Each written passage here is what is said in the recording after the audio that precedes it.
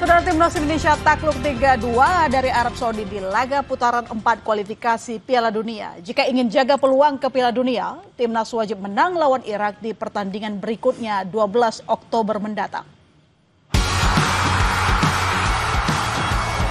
Timnas Garuda harus menelan pil pahit di pertandingan pertama ronde 4 kualifikasi Piala Dunia Zona Asia. Melawan tuan rumah Arab Saudi, JIJS CS takluk dengan skor 3-2. Hasil ini mempersulit langkah Timnas untuk lolos langsung ke Piala Dunia sebagai juara grup. Pelatih Timnas Patrick Kluivert mengaku kecewa dengan hasil lawan Arab Saudi. Arsitek asal Belanda itu tetap menghargai kerja keras JIJS dan kawan-kawan, terutama performa Martin Paes yang bermain apik usai absen panjang. Disappointed result, of course. But that's football. I think that we started the match quite good. And after the 1-0, between the lines, so that the wingers came in and they could turn on our defense. And that is impossible to happen, but it happened again. I want to say that my players, they fought like lions, so there's nothing to do with that. But they made the wrong decisions sometimes, and I have to say as well, the goalkeeper, Martin Paes, he did a very good job. Sementara itu pelatih Timnas Arab Saudi Hervé Renard mengaku puas dengan kemenangan atas Timnas Indonesia. Meski awal laga tidak berjalan dengan baik dan kebobolan lebih dahulu, dari Indonesia, Saudi mampu bangkit dan membalikan kedudukan dan mengunci kemenangan di hadapan publik tuan rumah.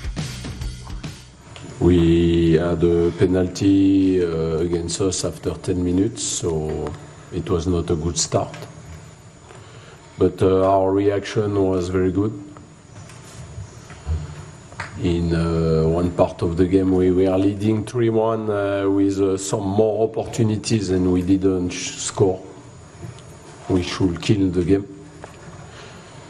And at the end we conceded a second penalty and we were under pressure. Selanjutnya Timnas bakal bersua Irak pada 12 Oktober mendatang. Kemenangan menjadi harga mati jika Indonesia ingin menjaga peluang lolos pertama kalinya ke Piala Dunia. Pengamat sepak bola M. Kusnaini bilang melawan Irak pasukan Garuda harus mengurangi kesalahan sendiri. Selain itu tim pelatih harus benar-benar memilih pemain yang tepat di starting line up. Iya, yang pertama tentu harus dikurangi kesalahan-kesalahan itu ya. Game plan-nya apapun, formasinya apapun, susunan pemainnya apapun, kalau masih salah-salah sendiri, apalagi salah di daerah pertahanan, itu memang sangat berbahaya. Yang kedua, game plan-nya nanti harus diikuti dengan susunan pemain yang tepat. Sebetulnya kemarin juga salah satu yang agak mengurangi peluang kita untuk menyamakan kedudukan lah, atau menangkan pertandingan, karena respon dari pelatih itu agak lambat ya.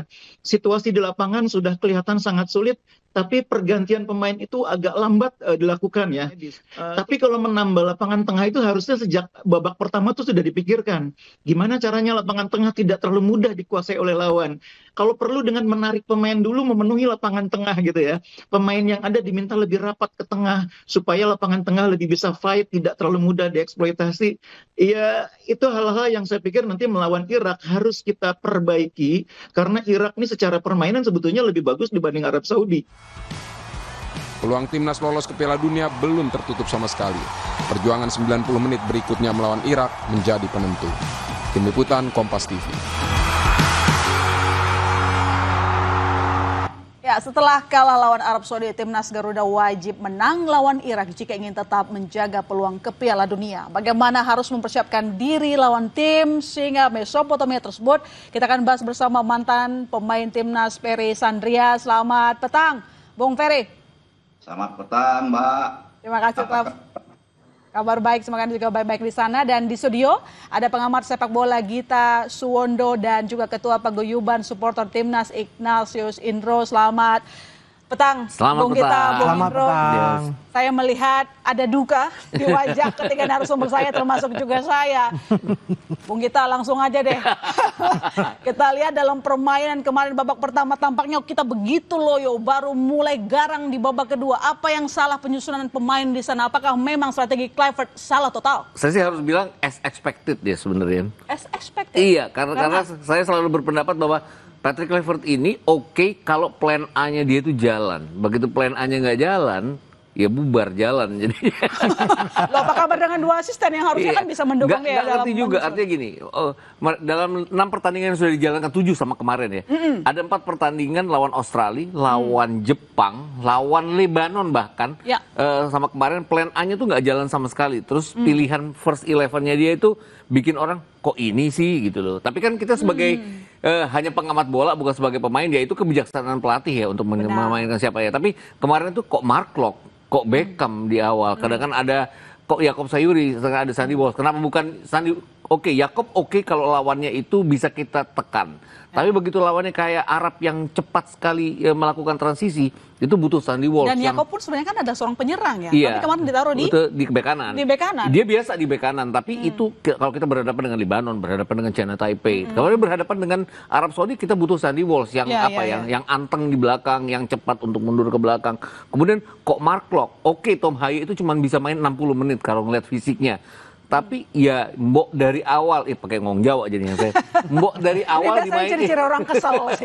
Mbok dari awal dimainkan sehingga setidaknya kita bisa mengimbangi di lapangan tengah. Itu kan kemarin Arab masuknya dari sisinya Mark Locke, dari sisinya Joe Pelupessy. Nggak klop ini antara Joe Pelupessy dan Mark Locke, dan itu kan gol balasan mereka itu kan datang dari blundernya Mark Locke yang clearance nggak sempurna itu ya. Clearance itu kan harus kayak Arab pada saat 15 menit terakhir kita tekan. Clearance menjauhkan bola dari lapangan permainan mereka. Ini clearance ke atas yang membuat pemain-pemain Arab yang berdiri bebas bisa memanfaatkan keadaan itu. Kemudian kayak nggak punya second plan di babak kedua, Mark Locke tetap ada. Kemudian Jakob Sayuri juga lama ditarik keluar. Beckham cepat digantikan oleh Eliano, nggak banyak bantu juga. Bahkan setelah Tom Haye masuk, kemudian kita kan bahkan punya 3 peluang ya. Satu kemudian jadi penalti. Bahkan ada 1 shot on target. Artinya pemain-pemain ini sebenarnya kalau main dari awal ya bisa bicara banyak, setidaknya kita akan bikin Arab itu nggak terus-terus menekan karena mereka pasti mewaspadai 2 Anda pemain mau bilang ini. Clifford lagi uji coba di momen ajang penting kah? Saya sih nggak bilang bahwa dia uji coba, tapi kayak nggak punya kayak tidak bisa berpikir cepat, mau harus bilang kayak gitu. Baik, ya. saya ke Bung Peri. Bung, kita itu kan sebenarnya sempat unggul di momen pertama ketika Kevin Dix dari garis putih begitu kan melakukan gol pertama. Tapi ternyata kita tidak bisa menjaga itu. Yang harusnya biasanya kalau kita sudah unggul kan secara mental harusnya pede dong. Betul. Tapi kenapa kira-kira tidak begitu? Ya, dilihat dari permainan 15 menit pertama kita lihat cukup bagus, dan kita juga mendapatkan sebuah penalti di menit ke-11 dimanfaatkan oleh Kevin Dix dengan baik. Tetapi di sini tidak bisa mempertahankan keunggulan 1-0. Ya, di dalam tim sendiri banyak kesalahan-kesalahan yang dibuat setiap para pemain, ya seperti penguasaan bola, cepat hilang bola. Di sini juga dimanfaatkan oleh pemain-pemain Arab.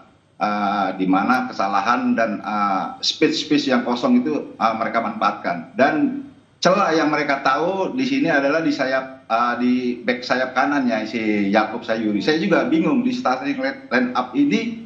Kemarin saya juga mempertanyakan kenapa Mark Locke dengan Beckham itu dimainkan terlebih dahulu, tidak Joe Pelupessy dengan Tom Haye, karena mereka ini dua ini sudah chemistry sudah ketemu daripada Mark Locke dengan Beckham. Meskipun mereka juga satu tim di Persib, mereka oke lah. Tapi ini kan di timnas yang kita lawan adalah Arab Saudi, tim yang kuat gitu loh. Dan di sisi lain juga Jakob Sayuri ini kan pemain penyerang dan diletakkan di posisi back. Yang pasti dengan naluri penyerangnya itu pasti ada, tapi untuk naluri bertahannya tidak pasti ada. Dan ini dimanfaatkan oleh pemain Arab Saudi untuk manfaatkan menyerang dari posisi back sayap kan. Itu terjadi beberapa kesalahan yang terjadi akhirnya menjadi gol. Ya, terlihat dari momentum pertama pun kurang dari 6 atau 7 menit akhirnya Veras melakukan membalas gol ya. Bisa membaca bagaimana pergerakan timnas. Saya ke Bung Indro, Anda sendiri sepakat dengan pendapat atau analisa dari Bung Gita dan juga Bung Ferry? Kalau saya melihat bahwa ini Patrick Kluivert mengapa melakukan uji coba seperti yang Mbak katakan tadi ya. Ini uji coba yang baru dan nggak ada di saat uji coba ketika melawan China Taipei ataupun Lebanon gitu ya. Tiba-tiba ini baru dari pertama juga saya lebih mengutamakan lebih baik kita main pragmatis karena ini 2 pertandingan penting hidup mati dan lebih baik bermain pragmatis kalau perlu parkir bus atau parkir apa gitu. Yang penting menang. Nah ini yang dapat kita cuma sisa 2 pertandingan dan bukan home and away. Nah ini yang menjadi masalah ketika pertandingan pertama kita kalah, kita kan lebih berat lagi untuk di pertandingan kedua. Jadi dari kacamata supporter, kecewanya terhadap Patrick Kluivert-nya atau timnasnya yang kurang perform? Kalau saya melihat Patrick Kluivert-nya ya, Patrick Kluivert kenapa dia berani melakukan uji coba di pertandingan kemarin, seperti tadi yang dikatakan Mas Gita gitu ya, ada Mark Locke, ada Beckham gitu ya, dan juga Sayuri gitu. Ini kenapa ditaruh di tempat-tempat yang sebenarnya jadi mestinya gitu, dan harusnya bisa lebih baik. Bung Gita, kan seperti yang kita sampaikan tadi, ya apakah memang Kluivert memutuskan sendiri, tapi yang kita tahu ada Lansard, ada Pastor yang mungkin akan memberikan rekomendasi sehingga muncullah nama-nama yang tadi kita, yang banyak yang kritik, kenapa misalnya bukan Tom Haye dari awal begitu. Ya, saya sendiri nggak tahu ya, artinya gini, kan kalau dilihat track record ke belakang, itu kan ada contoh sebenarnya gimana kita menghadapi Arab Saudi, nggak usah. Ya, tapi balik-balik lagi, setiap orang pasti tidak ingin meniru pendahulunya. Itu pastilah.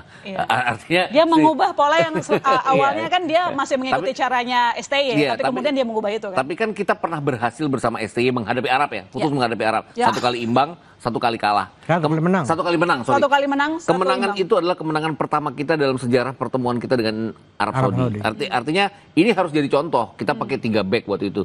Kita pakai 3-4-3 jadi 3-5 jadi 3-6-1 kadang-kadang kalau bertahan dan sebagainya, jadi 5-4-1 jadi 5-3-2. Toh kita punya surplus center back yang bagus, ada Rizky Ridho, ada Kevin Dix. Kalau mau pakai Kevin Dix sama Jay, bisa juga dipasang Rizky Ridho jadi center back ketiga. Kemudian kita punya Sandy Walsh di kanan, kita punya Dean James, taruhlah Calvin Verdong kemarin cedera, ada Dean James. Artinya lini belakang kita tuh kuat karena Arab Saudi itu kemarin kayak apa ya? Kayak banjir di mana-mana datang terus gitu. Iya. Jadi kelamaan asik main di gawang kita. Iya, kelamaan asik di gawang. Bahkan kalau kita bilang 15 menit pertama itu oke, kita bisa mengimbangi mereka. Tapi peluang kita kan datang dari tendangan bebas. Tendangan bebas itu terjadi karena salah apa ya? Bola itu berhenti salah penilaian dari back kirinya Arab Saudi sehingga Mileno Jonatas masuk kan. Jadi itu berdasarkan kesalahan orang, bukan karena kita luar biasa juga. Dan itu satu-satunya shot on target kita hampir sepanjang pertandingan sebelum kemudian Tom Haye masuk, ada 1 shot on target juga. El Romani ada 2 shot on target. Jadi artinya 2 pemain ini kan di tengah-tengah orang bilang bahwa mereka tidak cukup fit, tidak cukup segala macam. Mereka yang memberikan perubahan terbaik. Itu langsung bergerak berbeda ya ketika kita menonton babak pertama dan babak kedua. Babak kedua itu lebih beringas dan bahkan membuat tim Arab Saudi itu kewalahan sehingga muncullah drama-drama untuk mengundur-undur waktu. Bung Peri, kita ngomongin soal striker begitu, dari pengalaman Anda. Counter attack kita hampir kosong ya di babak pertama sehingga muncullah Ole begitu. Apakah Anda berpendapat hal yang sama sehingga Anda mengkritik bagaimana cara Kluivert menyusun pemainnya di pertama, terutama untuk striker? Ya, saya rasa susunan semalam bermain dengan Arab, saya rasa itu sangat riskan sekali ya. Biasa ada berpasangan Tom Haye dengan Claudio Pessi, di depan ada Ole Romani. Ini udah 3 pemain ini saya rasa sudah menemukan chemistry-nya. Kita lihat di babak kedua begitu masuk Tom Haye dan Ole, ini membuat perubahan suasana dalam permainan di lapangan itu sendiri. Banyak juga peluang-peluang yang akan terjadi gol. Dan dibandingkan dengan babak pertama ini tidak adanya Tom Haye dan Ole, ini kayaknya tidak ada penyerang-penyerangan yang counter attack. Dan semalam juga saya berharap 2 dari wingback ini bisa membantu untuk penyerangan, untuk penyeimbangan penyerangan melalui sayap. Dan 2 di gelandang Tom Haye dengan Mark Locke. Di sini Mark Locke tidak jalan dan mati. Makanya kenapa pemain-pemain dari Arab sendiri untuk pemain tengahnya mereka leluasa untuk memainkan bola masing-masing ke sayap, ke depan. Ini tidak disangka juga ya dalam permainan semalam. Mark Locke juga di bawah form ya, tidak begitu fit. Oke, waktu dalam uji coba melawan Cina Taipei saya melihat luar biasa kualitas Mark Locke. Tapi ini kan tidak harus disamakan dengan di Piala Dunia, apalagi kita ketemu tim Arab. Kalau bermain dengan tim Cina Taipei, saya rasa masih di bawah kita lah. Ya, Miliano Jonathan kita lihat kemarin seperti underperform ya, padahal di uji coba tampaknya masih oke, tapi ketika main ke lapangan benar-benar pertandingan besar kok tidak kelihatan. Apa yang salah di sana mungkin, Bung Fer? Saya rasa Jonathan belum ketemu chemistry-nya dengan yang lainnya. Dia juga bermain di chemistry belum ada tapi diturunin bareng. Ini ada apa ya?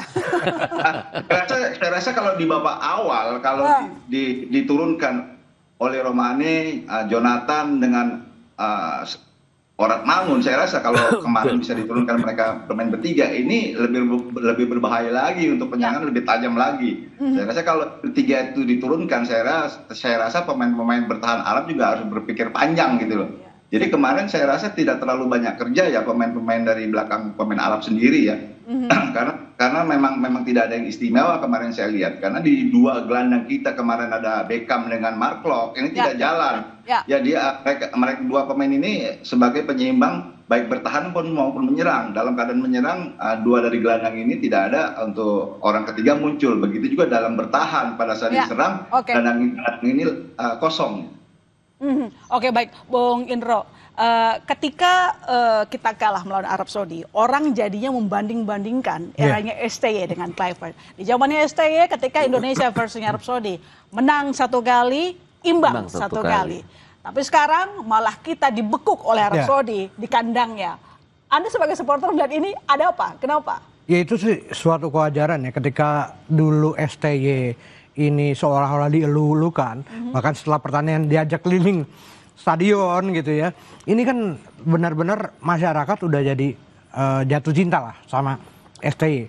Dan pergantiannya itu mencurigakan dan ada apa gitu tiba-tiba diganti gitu ya. Nah ini wajar, akhirnya supporter ini menilai kembali ke STY. Bahkan juga ada yang Kluivert out segala, sekarang udah keluar. Nah ini yang sebenarnya hal yang wajar, ini yang dilakukan karena ini hal yang dilakukan oleh PSSI gitu. Apakah PSSI membangun STY ini sebagai panutan bagi masyarakat atau seperti apa? Nah ini buah yang dilakukan oleh PSSI sendiri saya rasa. Jadi dari hasil pertandingan uji coba kita sebelumnya pun Anda melihat bahwa cara Kluivert menyusun pemain itu juga memang tidak memberikan harapan yang besar ketika menuju Indonesia versus Arab Saudi. Kalau penyusunan pemain ini diserahkan kepada pelatih. Benar. Tapi masalahnya ketika pemain itu sudah bermain jelek, kenapa nggak diganti gitu?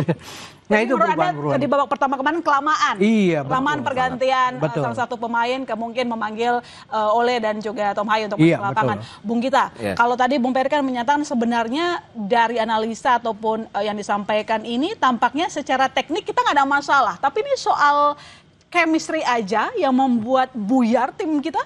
Secara teknik enggak, dan secara individu pemain sebenarnya kita imbang dengan Arab Saudi ya. Bahkan kalau dibilang dari sisi biasa mereka bermain di Eropa dan sebagainya, kita agak di atas mereka.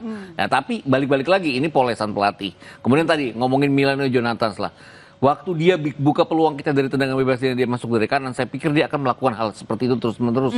Tapi ternyata bek kirinya Arab Saudi ini mungkin diomelin ya sama Harv Renard ya. Sehingga kemudian dia jadi waspada. Ini yang bikin Milano Jonathan juga nggak bisa apa-apa. Terus tadi kalau WP Sandria tadi kan bilang bahwa harusnya kita pakai Miliano, pakai Ragnar di kiri, pakai Ole Romani dari awal. Saya setuju, karena ini 3 pemain yang bakal bisa membuat Arab Saudi mikir untuk maju ke depan, untuk barisan pertahanan mereka maju ke depan membantu, karena pasti gerakan 3 pemain ini yang akan sangat mengganggu mereka.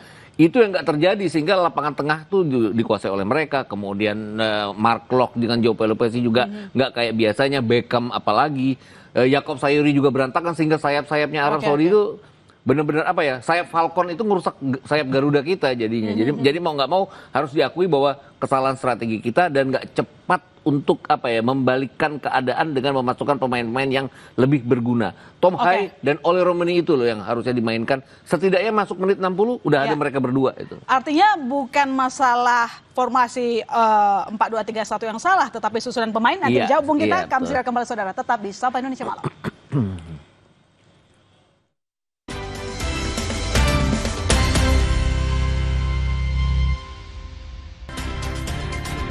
Saudara manajer Timnas Indonesia Sumarji menyebut Kelvin Verdong dipersiapkan bermain lawan Irak Minggu dini hari nanti. Verdong absen kala Timnas melawan Arab Saudi akibat cedera ringan. Sementara Ole Romani berpeluang tampil sejak awal ketika melawan Irak nanti. Kalau Verdong, insya Allah tidak akan jadi masalah karena memang kami mempersiapkan strategi ini mempersiapkan Verdong untuk lawan Irak. Sementara kalau Ole karena kemarin tidak main 90 menit sebagai cadangan, tentu kondisinya Ole juga sangat baik, tidak mengalami apa-apa. Semalam juga langsung begitu selesai langsung diterapi. Ini tadi pagi juga terapi lagi. Ya. Saya kira kalau kondisi Ole sama Verdong insya Allah tidak ada masalah. Saya lanjutin dulu deh tadi yang terpotong.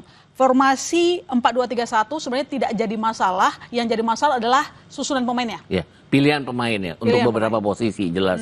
Oke, Verdong kemarin nggak bisa main, itu pukulan jelas. Karena Verdong lawan Lebanon kan dipersiapkan sebagai inverted left back yang kemudian jadi gelandang bertahan. Itu artinya Tom Haye bisa istirahat karena Tom Haye kan modelnya mainnya cuma 50 menit bugar.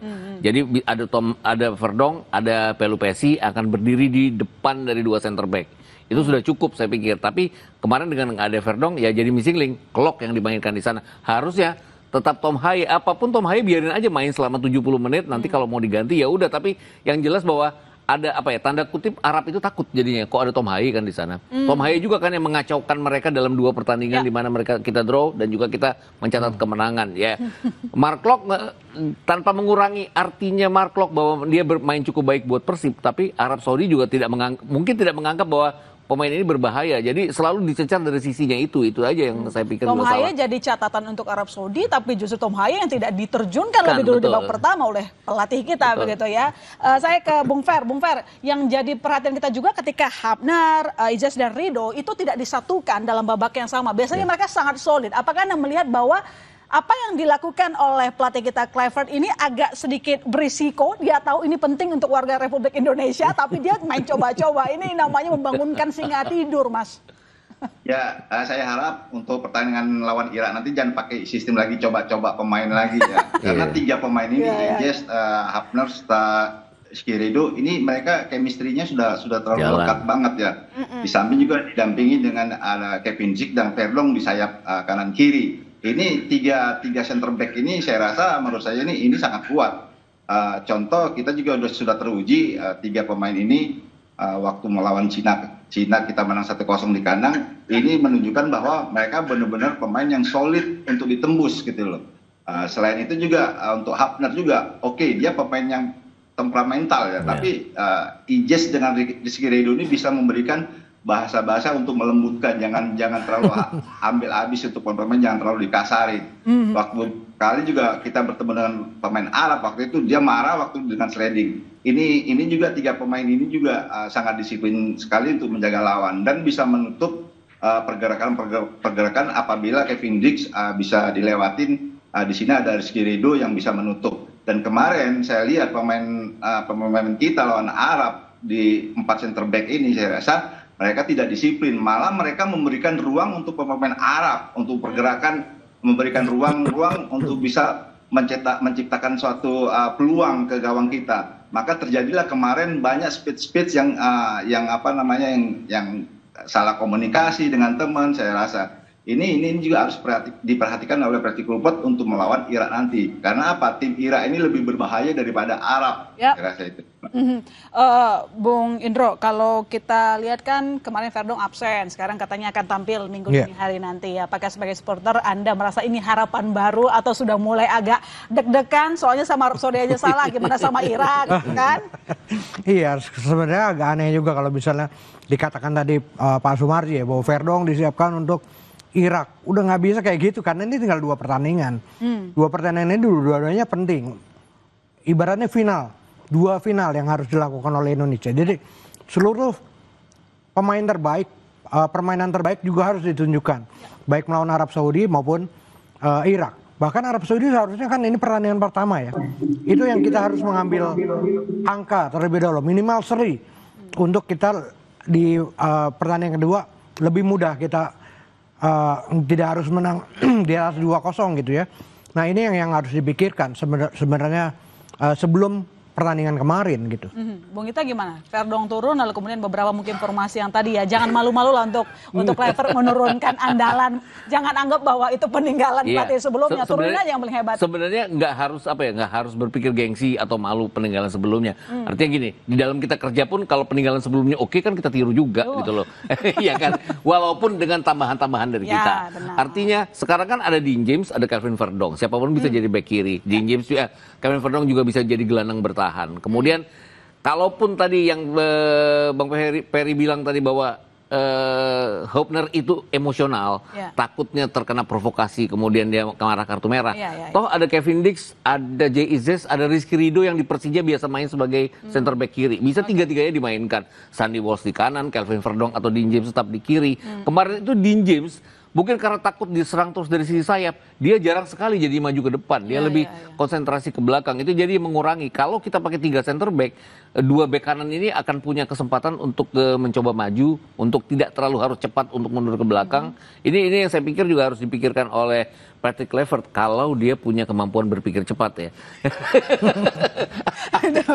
Artinya kan dalam 6 pertandingan yang sudah dia mainkan, dia kadang-kadang nggak bisa berpikir cepat pada saat dia mentok. Dia oke lawan Bahrain, lawan Cina dia berpikir cepat karena ya semuanya mulus sesuai rencana. Kita kan baru diuji cara berpikir kita kalau tidak berjalan sesuai aja dengan rencana. Ya, oke.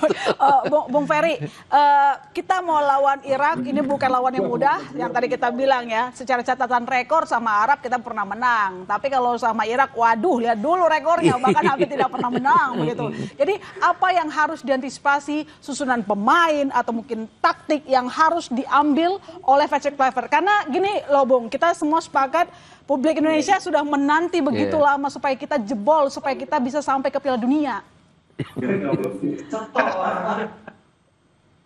Ya, saya rasa ingin melawan Irak yang diturunkan untuk line up adalah benar-benar pemain yang terbaik. Ya, karena kita tidak harus coba-coba lagi karena yang kita ketemu lawan ini mau ketemu lawan yang begitu bisa dianggap kuat. Yang saya katakan tadi sama Bung Gita, tim Arab Irak ini lebih bagus daripada tim Arab. Jadi strategi kita untuk main dengan lawan Arab, kita kalau bisa kita coba main bertahan dan kita melakukan counter. Ya karena ini juga pemain depan Irak ini punya kecepatan, terutama dua sayap ini mereka benar-benar cepat. Dan satu juga pemain dari striker Irak sendiri ya pemain yang udah gaek. Saya rasa ini akan diturunkan juga. Ini pemain yang berpengalaman. Saya rasa juga Patrick Kluivert harus mentugaskan setiap pemainnya disiplin untuk menjaga lawan dan disiplin juga untuk menjaga daerah-daerah. Iya, menjaga daerah benar sekali. Karena kan kemarin di pertandingan Martin Pas kerja keras, Bung. Saya rasa ini juga komunikasi juga harus lebih penting. Mudah-mudahan ya harapan saya untuk besok komposisi pemain oke lah bermain dengan center back 4 center back ini Verdong saya berharap dia bisa diturunkan 90 menit. Di sini juga untuk menggantikan Yakub ini bisa Sandy Walsh dan di tengahnya ada Jess dengan Kevin Dix. Dan jangan lupa juga dari 2 gelandang ini Valpesi dengan Tom Haye. Tom Haye ini meskipun tua juga dia harus diturunkan karena ini otak penyerangan ini dari dia semua. Karena apa? Di sini ada balance-nya. Pada saat Tom Haye maju ke depan untuk membantu, Valpesi tetap dia akan menjaga keseimbangan dalam bertahan. Baik, Bung Gita. Kita tidak bisa membayangkan kalau kemarin Martin Pas tidak sigap. Berapa kali dia terus seperti kerja seorang diri karena tidak ada yang nemenin di gawang begitu. Jadi kita tidak mau itu terulang ketika Indonesia versus Irak di minggu dini hari nanti. Jadi apa yang harus kita perbaiki? Kecepatan atau fisiknya dari para pemain? Yang harus diperbaiki kalau saya bilang ya cara berpikirnya Kluivert ya. mau nggak mau dari dia dulu. Harusnya Kluivert nonton diskusi ini karena semua bentuk evaluasi Kluivert. Cara berpikirnya dia yang harus cepat itu yang harus diperbaiki. Artinya kita punya kok sejumlah pemain yang bisa memberikan perbedaan karena kita pernah menahan imbang Saudi Arabia, kita pernah menang lawan Saudi Arabia dan pemain-pemain sekarang jauh lebih banyak kualitas, lebih bagus kualitasnya dibandingkan dengan pemain saat itu juga artinya. Dan kenapa nggak dimanfaatin pilihan pemain itu tadi. Saya setuju dengan Bang Peri bahwa Tom Haye harus main sejak awal, Ole Remeni main sejak awal. Kita punya Ragnar yang bagus di kiri, kita punya Meliano Jonathans yang bagus di kanan, kemudian ada Calvin Verdong juga, udah lengkap semuanya kalau mereka dalam kondisi fit. Tapi yang itu tadi, kalau kita sampai berantakan plan awal kita harus cepat. Itu kita Harus ada plan yang lain. waktu kita 1-1 melawan Arab Saudi, itu apa yang dilakukan Sintayong adalah kita menekan, kita unggul, tapi kemudian Arab Saudi kan bagus transisinya, menekan kita. Kita tuh cepat menutup pertahanan kita dengan baik sehingga tidak membuat mereka punya peluang. Kemudian kalau dibilang kemarin ball position kita oke dibandingkan dengan 2 pertandingan melawan Arab Saudi. Tapi hasilnya nggak oke jadinya. Jadi percuma jadi ball position kalau hasilnya nggak oke. Gitu.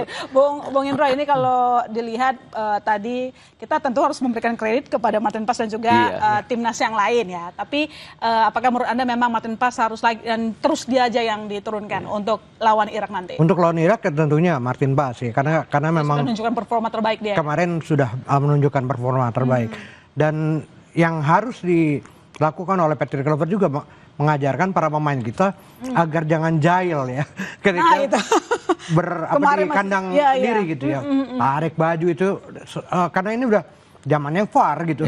Zamannya VAR ibarat kita mau ngambil sesuatu di minimarket ada CCTV. Kan seperti itu. Nah, ini yang harus terus diupayakan oleh Patrick Kluivert, mengajarkan ke para pemain kita untuk hati-hati terhadap VAR gitu. Ini bahaya. Nah, ini juga yang harus ditekankan pada Patrick Kluivert kepada seluruh pemain kita. Menyambung apa yang disampaikan Bung Indro, Bung Ferry. Kemarin kita lihat masih ada beberapa pemain yang iseng begitu. Sementara ada VAR. Nah, ini bagaimana mendisiplinkannya nih? Ya, saya rasa memang kita pemain-pemain kita sendiri memang soal VAR ini memang banyak yang kurang paham gitu ya.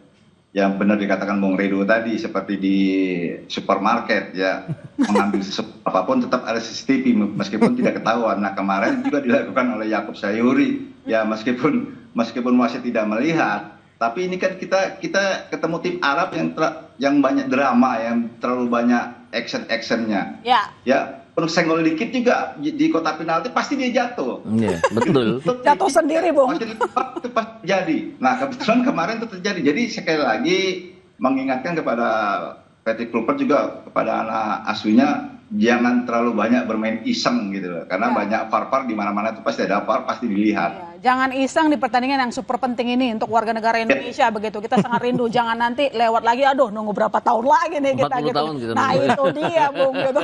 Bung, kita harus akui ya, kita bersyukur ada 2 gol yang kita hasilkan. Tapi jadi catatan bahwa gol itu muncul dari penalti, bukan sebuah keunggulan yang bisa dibangga-banggakan seperti yang dilakukan oleh Arab Saudi. Nah, bisakah kita membobol gawang Irak nanti? Jangan seperti Arab lah. 3 pertandingan kita melawan Irak sebenarnya kita tidak main bertahan ya. Sintayong itu berani kalau melawan Irak, tapi hasilnya ya kita kalah 1-5, kita kalah 1-3, kita kalah 0-2, bahkan 0-2 itu di GBK. Kemudian waktu itu kan ada juga pertandingan kita kalah 1-5 itu ada blundernya Jordi Amat, kita ada blundernya Nadeo Argawinata waktu itu. Kemudian lawan Irak yang di GBK ada blundernya Hernando Ari. Jadi blunder seperti ini yang harus kita hilangkan, seperti blunder melawan Mark Locke. Artinya fokus, jangan banyak blunder dan memanfaatkan semua peluang yang ada, itu aja. Kalau kemarin tuh memang kita nggak ada peluang yang ada dalam open play kecuali pas Romani masuk. Romani dari awal. Romani harusnya dari awal. Bayangkan dia 4 menit 3 peluang, itu peluang dia yang terbanyak dari seluruh pertandingan yang sudah dia mainkan. Dia nggak pernah dapat 3 peluang. Ketir kemarin itu kelihatan banget dari permainan langsung Indonesia mengambil kendali. Jadi pertanyaan terakhir saya ke Bung Gita, berapa skornya Indonesia lawan Irak? Aduh, saya nggak berani bilang nih. Kalau kita kalah hanya dengan margin gol 1, oke. Tapi kalau boleh saya pesan adalah harus ada reward dan punishment. Kalau sampai kita gagal harus ada punishment kepada Patrick Kluivert dan jajarannya. Itu aja. Kalau Bung Indro masih ada ekspektasi kita bakal menang, berapa skornya? Kalau sebagai supporter kita harus tetap optimis. Tapi harus realistis. Realistisnya berapa, Bung?